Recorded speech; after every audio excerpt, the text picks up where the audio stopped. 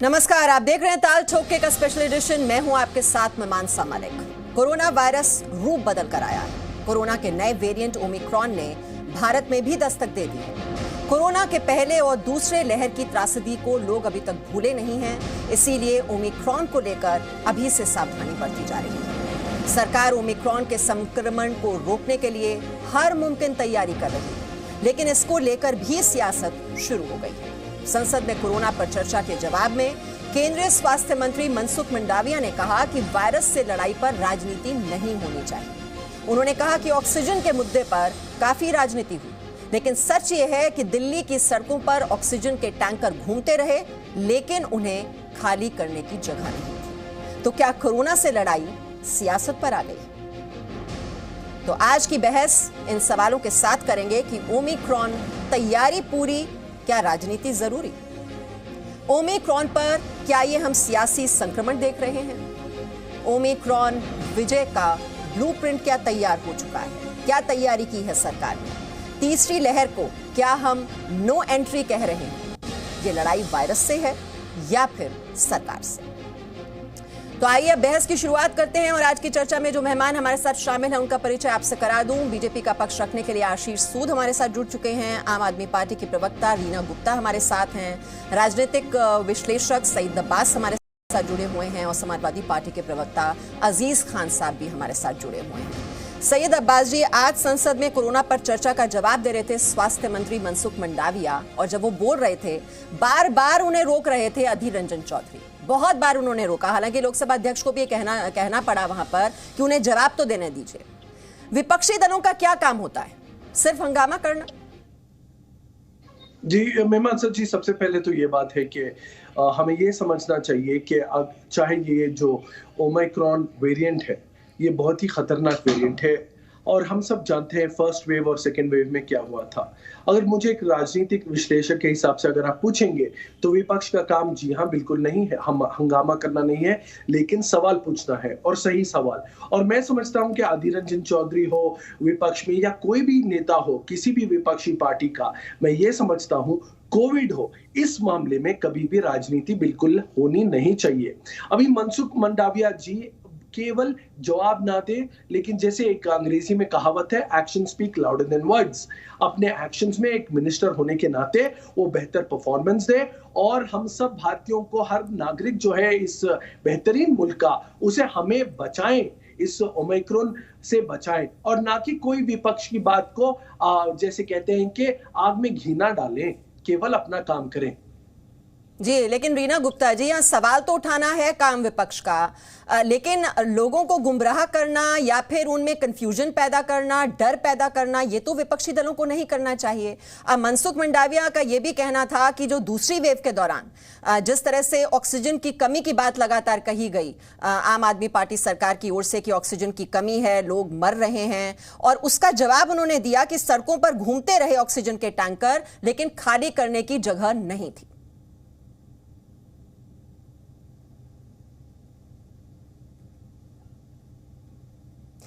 रीना गुप्ता जी, आपको अनम्यूट करना होगा, आपकी आवाज हम तक नहीं पहुंच पा रही है।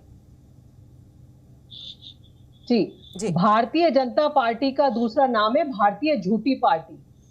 ऑक्सीजन की कमी की वजह से दिल्ली में नहीं पूरे देश में मौतें हुई थी। गोवा, कर्नाटका, उत्तर प्रदेश, जहां भारतीय जनता पार्टी की सरकार है, वहां पे भी हजारों लोगों की मौत हुई थी ऑक्सीजन की कमी की वजह से। पहली बात। दूसरी बात, दिल्ली हाई कोर्ट ने बिल्कुल सीधे सीधे बोल दिया था कि अगर केंद्र सरकार शुतुरमुर्ग की तरह बिहेव करना चाहती है और अपना सर सैंड में देना चाहती है तो उससे वास्तविकता बदलती नहीं है। देखिए, सिर्फ दिल्ली सरकार, अरविंद केजरीवाल जी की सरकार, हमने कमेटी बनाई जो निष्पक्ष रूप से जांच करे कि ऑक्सीजन की कमी से कितने लोगों की मौत हुई, और जितने लोगों की मौत हुई उसको हम कॉम्पेंसेशन देना चाहते हैं 5-5 लाख का। हमारी कमेटी इन्होंने नहीं बनने दी, एलजी ने कमेटी उसको खारिज कर दिया। उसके बाद हम हाई कोर्ट गए, अब जाके हमारी वो कमेटी बनी है, क्योंकि केंद्र सरकार चाहती नहीं है। उनको पता है कि अगर एक स्टेट गवर्नमेंट सही आंकड़ा इकट्ठा करने लगेगी तो बाकी स्टेट गवर्नमेंट भी सेम काम करेंगी, और पता है सबको कि ऑक्सीजन की सप्लाई का काम जो था सीधे सीधे केंद्र सरकार की जिम्मेदारी थी। इससे केंद्र सरकार की विफलता सामने आएगी, इसीलिए कहीं से चाहते नहीं है कि सही डेटा निकल के आए। ये तो पुरानी बात है। लेकिन अब कम से कम हम ये एक्सपेक्टेशन करते हैं कि जो अगर तीसरी वेव का कोई जो बात चल रही है उसके लिए तो कम से कम राजनीति छोड़ दी जाए और उसका इंतजाम करना शुरू किया जाए कि अभी भी राजनीति में अगर हम अटके रहेंगे और खुदा ना खास्ता अगर तीसरी वेव आ जाती है तो देश उसकी किस तरह से उसको करेगी। जहां तक दिल्ली सरकार का सवाल है जी, आपको वैसे याद दिला दूं जो आपने ऑक्सीजन की कमी की बात की, हाँ तीसरी वेव के लिए हमें क्या करना है उस पर मैं जरूर जवाब लूंगी आशीष सूद जी से, लेकिन ये सब ग्रुप बनाया गया था सुप्रीम कोर्ट की ओर से, नेशनल टास्क फोर्स का गठन किया गया था और उस रिपोर्ट पे ये बात कही गई थी कि एग्जैजरेटेड क्लेम्स किए गए, रॉन्ग फॉर्मूला अपनाया गया दिल्ली सरकार की तरफ से, जो रिक्वायरमेंट मांगी गई थी जो ऑक्सीजन की सप्लाई वो कहीं ज्यादा थी जितनी उसकी रिक्वायरमेंट थी। मीमांसा जी, जो सब ग्रुप बना था, देखिए कोई भी कमेटी बनती है उसके सब ग्रुप्स बनते हैं, सब ग्रुप मेन कमेटी को अपनी रिपोर्ट देती है। मेन कमेटी ने वो रिपोर्ट एक्सेप्ट करने से इनकार कर दिया क्योंकि वो रिपोर्ट सब ग्रुप की नहीं थी, वो भारतीय जनता पार्टी की आईटी सेल में बैठ के बनाई गई थी। तो अगर हम वो रिपोर्ट आपके पक्ष में नहीं थी तो वहां पर आईटी सेल में बनी, बिल्कुल भी नहीं, रिपोर्ट है वो बिल्कुल ठीक थी। मीमांसा जी, सुप्रीम कोर्ट ने उसको एक्सेप्ट करने से इनकार कर दिया। आप तो ये बताइए कि अगर स्टेट गवर्नमेंट, दिल्ली की सरकार चाहती है एक निष्पक्ष जांच तो एलजी के माध्यम से इन्होंने हमारी कमेटी क्यों नहीं बनने दी? हमें हाई कोर्ट जाना पड़ा कमेटी बनाने के लिए कि हम दिल्ली में चाहते हैं निष्पक्ष जांच करने के लिए कि ऑक्सीजन की कमी से कितने लोगों की मौत हुई, जिससे कि दिल्ली सरकार उनको मुआवजा दे सके। तो हम लोग तो उस हद तक जाना चाहते हैं कि हम उसकी निष्पक्ष जांच कराएं। दिल्ली के अस्पतालों में अब आप क्या तैयारी कर रहे हैं ओमिक्रॉन वेरिएंट के बारे में? हमें थोड़ा आगे बढ़ना चाहिए। मैं सिर्फ आपको एक बात याद दिला रही थी, लेकिन आपने जो सवाल खड़ा किया आशीष सूद जी कि कोई विफलता जो है आपकी रही है वो आप चाहते नहीं कि वो जाहिर होनी चाहिए। अब विपक्षी दल आपसे ये पूछ रहे हैं कि अब जब ओमिक्रॉन वेरिएंट का एक खतरा दिखाई दे रहा है तो बच्चों को कब लगेगी वैक्सीन? बूस्टर डोज को लेकर क्या नीति है सरकार की? नए वेरिएंट को लेकर अस्पताल कितने तैयार हैं? इन सवालों के जवाब दीजिए। हाँ, मैं इन सवालों के जवाब जल्दी जल्दी दे देता हूँ मीमांसा जी, क्योंकि देश में कोयला खत्म हो जाएगा, बिजली चली जाएगी और बड़ी जल्दी आपका शो भी बंद हो जाएगा। रीना गुप्ता जी की पार्टी तो वो पार्टी है, इन्होंने तो आज से 1.5 महीना पहले देश में बिजली और कोयला खत्म कर दिया था। उसी प्रकार मेरे बच्चों की वैक्सीन विदेश क्यों भेज दी, ये भी यही लोग कहते थे। फिर इनसे अपने राज्य में वैक्सीन का प्रबंध नहीं हुआ और केंद्र सरकार ने आज देश भर में 125 करोड़ से ज्यादा वैक्सीन लगाकर दिखा दी है। इसलिए ये जो अभी आपके सामने रीना गुप्ता जी कह रही थी कि सुप्रीम कोर्ट ने कोई टिप्पणी की, तो 27 अप्रैल को सुप्रीम कोर्ट ने टिप्पणी की थी, अगर आपसे नहीं संभलता तो केंद्र को दे देते हैं। इनके विधायक शोएब इकबाल ने ये कहा। मैं थोड़ा और आगे चलता हूं। दिल्ली एकमात्र ऐसा राज्य था जो 1000 केसेस पर 8 से 9 मीट्रिक टन ऑक्सीजन मांग रहा था, जबकि देश भर में वही 1000 केसेस में 2 से 3 मीट्रिक टन ऑक्सीजन लगती थी। ये देश भर की अब जो ऑक्सीजन डिमांड साबित कर रही थी। आम आदमी पार्टी की सरकार को केवल और केवल राजनीति करनी है। कल भी कोर्ट ने इनके संदर्भ में इनकी लैक ऑफ गवर्नेंस के बारे में टिप्पणी करते हुए ये बताया है कि ये किस प्रकार से प्रदूषण में झूठी टिप्पणियां और झूठे वादे करते आए हैं। मेरा केवल इतना कहना है, इनको कब ऑक्सीजन के लिए पीएम केयर से पैसा मिला था? सरकार पीएम केयर से बनने वाले वो ऑक्सीजन प्लांट दिल्ली के अस्पतालों में क्यों नहीं लगा पाई? क्यों फेल हुई केजरीवाल साहब की सरकार? जब इन्होंने केजरीवाल साहब की सरकार, ममता बनर्जी जी की सरकार ये कहा करती थी ना कि राज्यों को मौका दीजिए, राहुल गांधी जी भी कहा करते थे there are some states who are very competent, let them give the chance. Why did they fail? और फिर इसके ऊपर कोयले से लेकर वैक्सीन तक केवल देश में भ्रम फैला के जनता को बरगला कर अपनी राजनीतिक रोटी सेकना, इसे मैं पिशाची राजनीति कहता हूं। लोगों की लाश पे राजनीति। इन लोगों ने वैक्सीन हेसिटेंसी फैलाई, इन लोगों ने ऑक्सीजन की कमी का, ये ऑन रिकॉर्ड है। लिंडे ने और अन्य गैस एजेंसियों ने कहा कि दिल्ली की सरकार ने हमें बार बार कहा we don't have capacity to store. जब तक 10,000 बेड ठीक है, मैं आ रही हूँ रीना जी आपके पास। अभी तक अजीज खान साहब का हम कमेंट नहीं ले पाए हैं। मुझे केवल 5 सेकंड, क्या ये सत्य नहीं है मुझे केवल 5 सेकंड दीजिए। क्या ये सत्य नहीं है? दिल्ली में अस्पतालों की कमी के कारण, बेड्स की कमी के कारण लोग अपने रिश्तेदारों को पलवल, करनाल और कहां दूर दराज ले जा रहे थे। हरियाणा ने कैटर किया इन लोगों की नाकामी को। ठीक है डॉक्टर अजीज खान, ये ऑक्सीजन को लेकर सियासत, ये भ्रम फैलाने की ये पूरी राजनीति, वैक्सीन को लेकर सियासत, और आपकी पार्टी कहती थी ना ये तो बीजेपी वाली वैक्सीन है, ये तो हम नहीं लगवाएंगे, ये भ्रम फैलाने की तो आपने भी पूरी कोशिश की। देखिए मीमांसा जी, अभी मैं आशीष सूद को सुन रहा था, साहब वो कह रहे थे ऑक्सीजन लेकर घूम रहे थे और कोई लेने वाला नहीं था। अभी इनके जो स्वास्थ्य मंत्री हैं देश के, वो कह रहे थे साहब टैंकर का टैंकर घूम रहा था। अरे भाई ऐसा क्यों झूठ बोल रहे हो? उत्तर प्रदेश में 800 का जो ऑक्सीजन है वो 80,000 में बिका। किस कदर मौतें हुई हैं, हॉस्पिटल्स लोगों को नहीं मिले, बेड नहीं मिला, लाशें जलाई नहीं जा सकी, गंगा में तैरी है, और उसके साथ साथ 3 सेट से लाशों को ढका गया है। अरे भाई किस हद तक आप झूठ बोलोगे? आपने तो संसद तक में कह दिया कि साहब ऑक्सीजन से मौत नहीं हुई, ऑक्सीजन से मौत नहीं हुई। आपके पास आंकड़ा ही नहीं है कोरोना से मरने वालों का। किसान जो शहीद हुए उनका भी आंकड़ा नहीं है। आंकड़ा है किस चीज का? आंकड़ा झूठ बोलने का है। आप गलत तरीके से पेश कर रहे हो कि साहब बेरोजगारी और महंगाई बढ़ी नहीं। देखिए मैं एक बात आपको बता दूं, जो आंकड़े दिए जा रहे हैं वो जैसे भी वो बात की बात है, लेकिन जो ओमिक्रॉन तीसरा वेव आ रहा है, मीमांसी जी बड़ा इंपॉर्टेंट मामला है। जो कुछ हुआ पहले, मौतें हो गई, लाखों मौतें हो गई, उस पर कोई जवाबदेही तय नहीं हो पाई बीजेपी की। लेकिन अब तो इस देश को बचा लो। अभी जब आप जान रहे हो कि इतना खतरनाक वेरिएंट है, ये इतना खतरनाक म्यूटेशन इसका है, ये बहुत तेजी से फैल रहा है, थोड़े दिनों में 36 देशों में फैल गया है, आपके इस मुल्क में पहुंच गया। कैसे पहुंचा?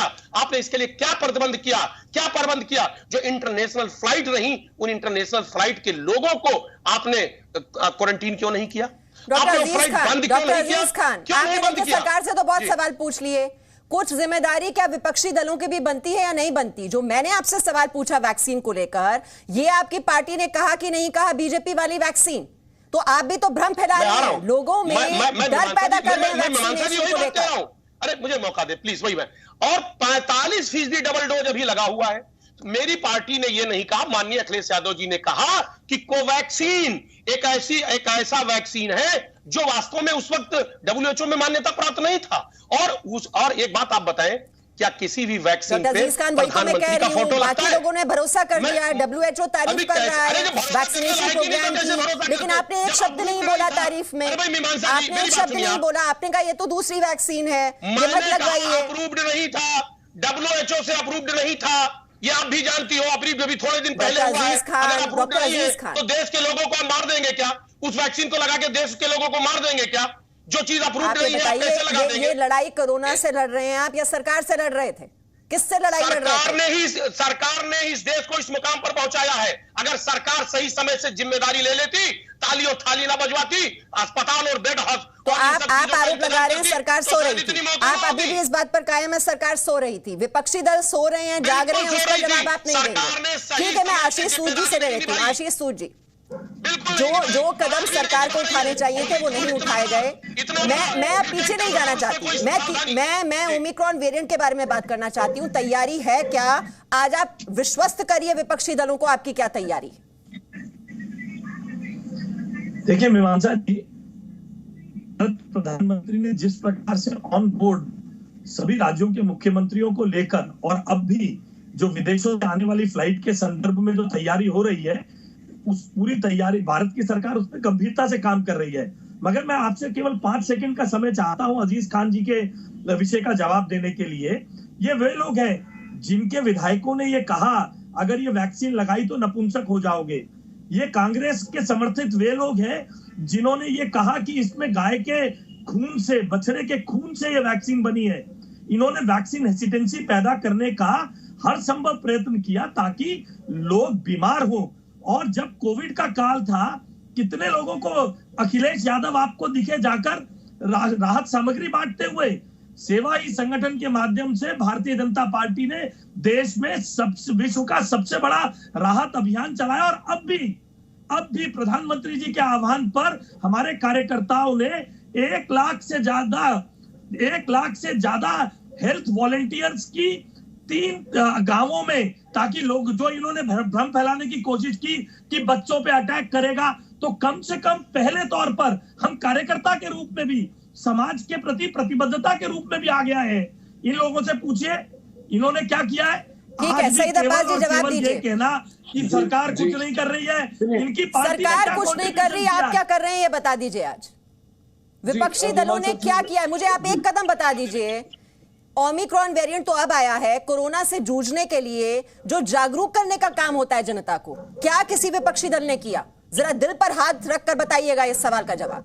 जी बिल्कुल मीमांसा जी, मैं दिल पर हाथ रख के कहना चाहूंगा कि जो बीवी श्रीनिवास है, इंडियन यूथ कांग्रेस के जो चीफ है, उन्होंने, आप किसी को भी पूछिए, कोई भी पत्रकार को पूछिए, जो विपक्ष के हिसाब से उन्होंने काम किया था बहुत ही बेहतरीन काम किया था। और उन्होंने ये नहीं देखा कि ये भाजपा का है या फिर ये कांग्रेस का है, उन्होंने सबसे बेहतरीन काम किया था। उसके साथ साथ सोनू सूद का भी नाम लेना चाहूंगा।